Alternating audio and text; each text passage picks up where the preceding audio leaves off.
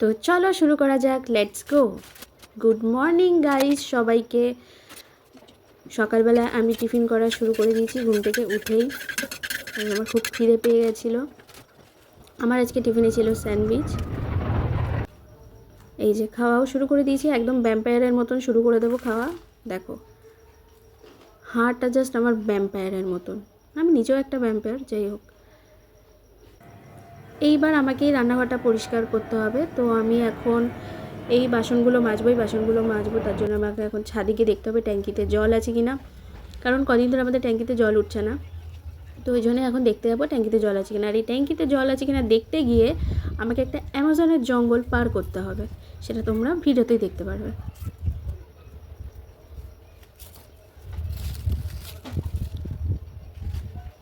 তো আমি অ্যামাজনের জঙ্গলে চলে এসেছি। এই জঙ্গলটাকে এখন পার করে ওই যে ট্যাঙ্কিটা দেখতে পাচ্ছ, তার উপরে কতগুলো চাল কুমড়ো হয়েছে। তো এইখানে আবার একটা বাস আছে। আমার নিজের জীবনে এত বাস, তারপরও এখানে আবার একটা বাস দেখা গেছে, এক্সট্রা বাস যেটা। তো এই বাসটা আর এই অ্যামাজনের জঙ্গলটাকে পার করে এখন ওই পারে যাব, গিয়ে ট্যাঙ্কিতে দেখব কতটা জল উঠেছে। ট্যাঙ্কিতে কতটা জল উঠেছে দেখার জন্য এপারে যখন আসলাম, দেখছি ট্যাঙ্কির উপরে আমার মা ইট কুয়ো এসব রেখেছে। তো ইটের তলায় অনেক পিঁপড়েতে বাসা করেছে। তো ঠিক আছে, কোনো অসুবিধা নেই, কারণ প্লাস্টিক আছে। তো এর নিচে আর কোনো প্রবলেম হয়নি, তোমরা সেটা দেখতে পারবে এখানে। যতই হোক, অ্যামাজনের জঙ্গল নিশ্চয়ই পরিষ্কার পরিচ্ছন্ন থাকে না, এরকম পিঁপড়ে বাসা সবই থাকে।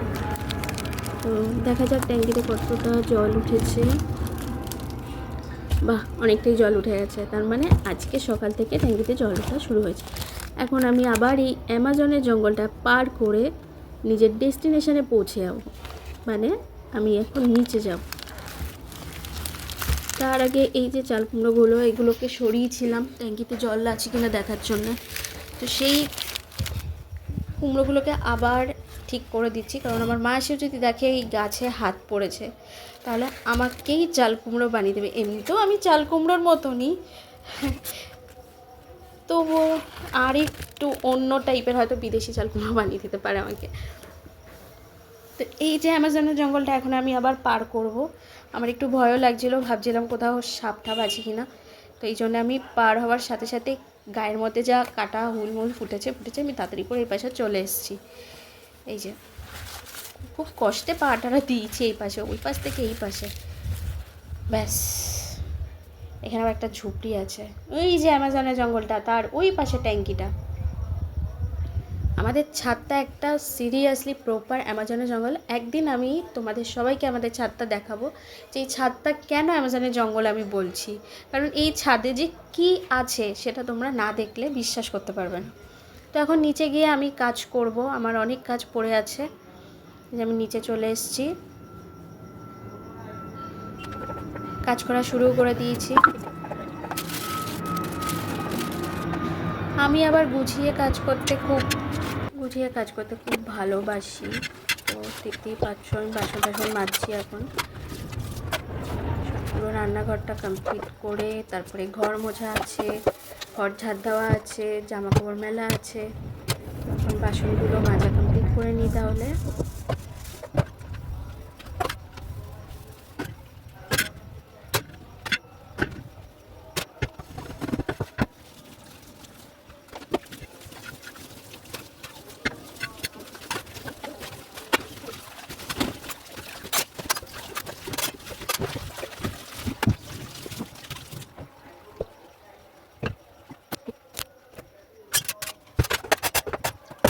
এই যে ঝরা বাসনগুলো এখন আমি সব উবুর করে করে রাখছি।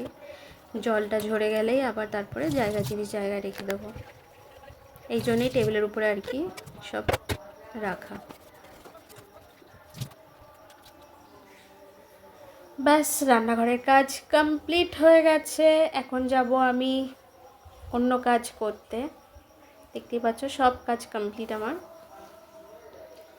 এই ঢঙের রান্নাঘরটা আমাকে রোজ পরিষ্কার করতে হয়। ঝাড় দেওয়া শুরু করে দিয়েছি, ঘর বারান্দা ঝাড়ফাট দিয়ে আমি আবার মোছামুছি করব।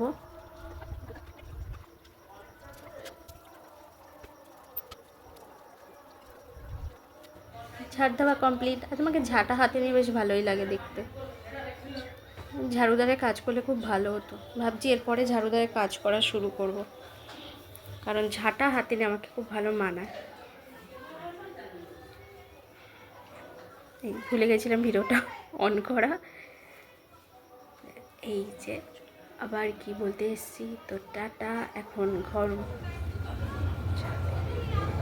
ছাদে চলে এসছি আমি। এবার বাইরে যে কি রোদ বাবা, আমি এখন ডাকাতের মতন সাজবো এই রোদের হাত থেকে বাঁচার জন্যে। কারণ কালো হওয়ার ভয় নেই, গায়ের রং তো এমনি যাই হোক কালো। আমি এইভাবে সাজলাম ডাকাতের মতো, কারণ আমার কিছু এই রোদের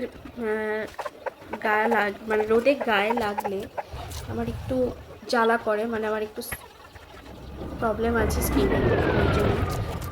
এই দেখো জামাকাপড় মেলা শুরু করে দিয়েছি। আর একটা ডাকাতের মতো সেজে নিয়েছি। আমাকে আশেপাশের কিছু লোক দেখছিল, ভাবছি ডাকাতটা কোথা থেকে চলে এসছে, ডাকাত পাঁচু সত্তা। পাশের বাড়ি থেকে আবার ডেকে জিজ্ঞেস করছি, এই তুই এরকমভাবে ওড়নাটা পরেছিস কেন? বুঝতেই পারছে না কেন পরেছি। মন চাইছিল ওনাকে ডেকে বলি, মানে আমি ওড়নাটা এমনি এমনি এরকম পরেছি, আমার ইচ্ছে হয়েছে তাই। তো চলো, আমার জামাকাপড় মেলা হয়ে গেছে, এখন আমি নিচে যাচ্ছি। নিচে গিয়ে এখন আর কোনো কাজ নেই, মোটামুটি আমার সব কাজ কমপ্লিট। ঘর মোছা টোছাগুলো সবই কমপ্লিট হয়ে গেছে। এখন যাব আমি স্নানে। আবার নিচে নামতেই আমার 12 মাস। বক বক করবো নাকি কাজ করব? এই যে আমার ঘরের সব কাজ কমপ্লিট। আমি ঘর এইভাবে গুছিয়ে রাখতে ভালোবাসি, আর আমার মা এইভাবে ভালোবাসে না। আমার মা ঘরটাকে কিভাবে ভরিয়ে রাখবে। দুপুরের লাঞ্চ শুরু হয়ে গেছে আমার, আবার দুপুরে ভাত গুঁড়ো হয়ে গেছে। গুড ইভিনিং গাইস সবাইকে। আমার মা আমাকে ডেকে এখন তুললো, কি বলছে আমাকে পাশ থেকে। এই যে আমার মহারানী এখন বেরোচ্ছে। ভিডিওর সামনে আসার কথা বললেই মাথাটা ওনার গরম হয়ে যায়, ঢঙ্গি মাসি। আর দেখো ফোন নিতে ভুলে গেছে, তাই আমাকে বলছে, তাই আমি আবার যাচ্ছি ঘরে এখন ফোন আনতে। মানে আমি মুখের সামনে ভিডিওটা অন করেছি, ওই জন্য কত তাড়াতাড়ি এখন ক্যামেরার সামনে থেকে সরবে। পেছন ঘুরে দাঁড়িয়ে আছে। মহারানীদের কাজই এই। চললেন, টাটা। তো গাইজ আজকের মতন ভিডিওটা এখানেই শেষ। নেক্সট কোনো ভিডিওতে আবার দেখা হবে। তার আগে আমার চ্যানেলটাকে সাবস্ক্রাইব, কমেন্ট, শেয়ার করে দিও।